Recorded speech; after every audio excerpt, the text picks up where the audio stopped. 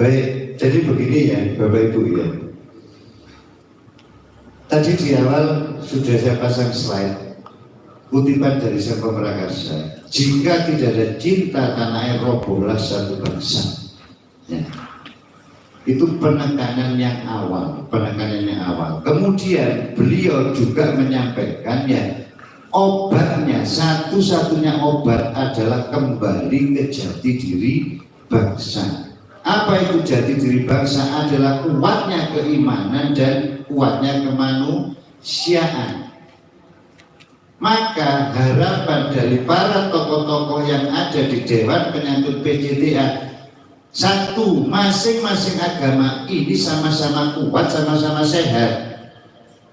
Dua, antar umat beragama ini ya harmonis.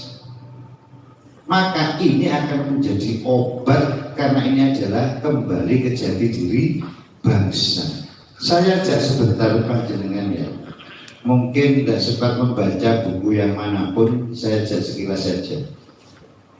Sebelum Masehi di Indonesia, nanti panjenengan bisa searching, Sumatera, Pulau Sumatera, Jawa dan Kalimantan ini jadi satu.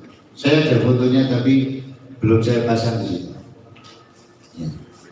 Sebelum Masehi itu ternyata di negara kita ini sudah muncul kerajaan besar namanya Kerajaan Salaka Negara. Kalau menurut ahli sejarah, yang tertua di Jawa adalah Kerajaan Tarumanegara. Tidak ya.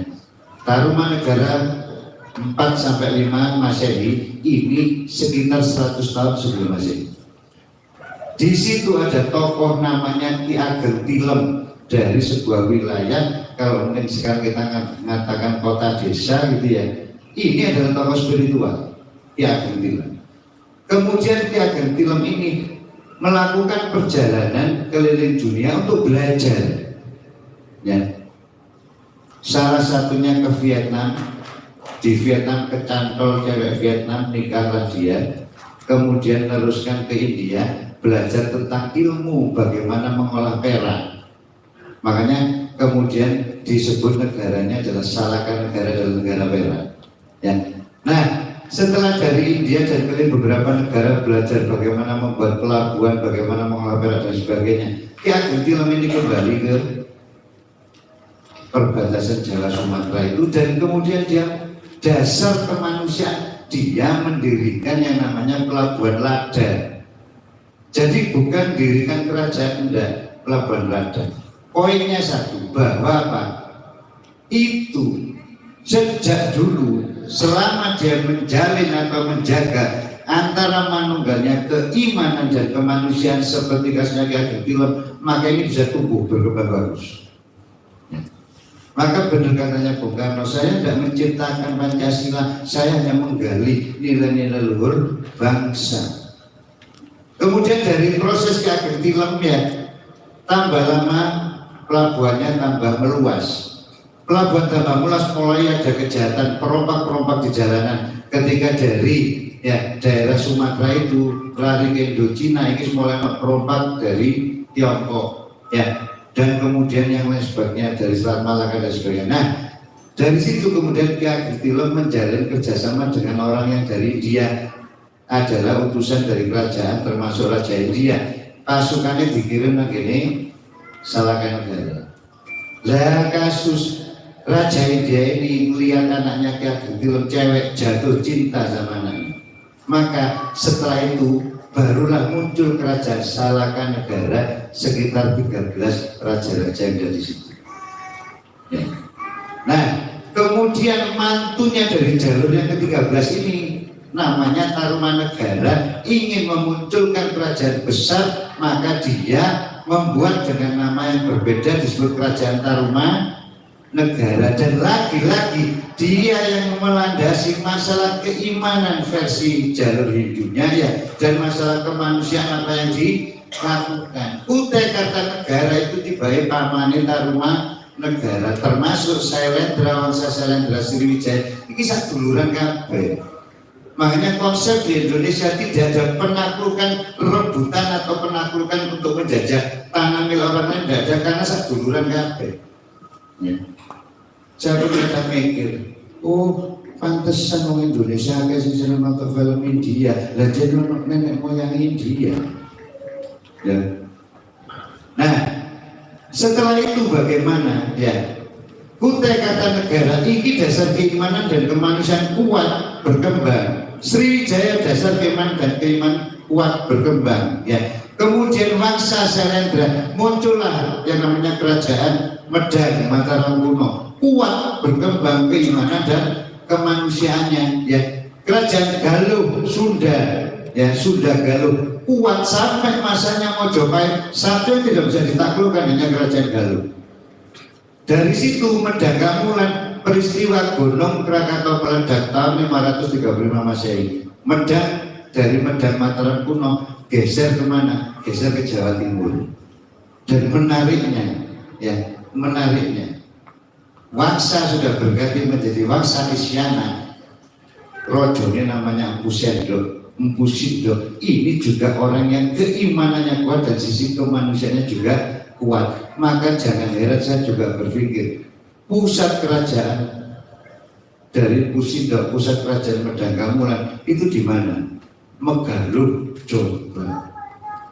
Maka saya menjadi tidak heran mengapa dari Jombang muncul tokoh-tokoh nasional yang hebat-hebat. Ono Gus Dur, ono Mbah Hasyim Asy'ari, termasuk ada Sangga Prakasa kita. Lagi-lagi selama keimanan kemanusiaannya kuat, ini akan berjaya kerajaannya. Kemudian Wangsa Isyana generasi keempat menikah dengan jalurnya Udayana, ini juga Wangsa Isyana, ya muncullah Raja Erlangga. Raja Erlangga itu keimanannya kuat dan berpikirnya juga untuk kemanusiaan, maka dia juga kuat, didukung dengan anaknya namanya Kili Suci.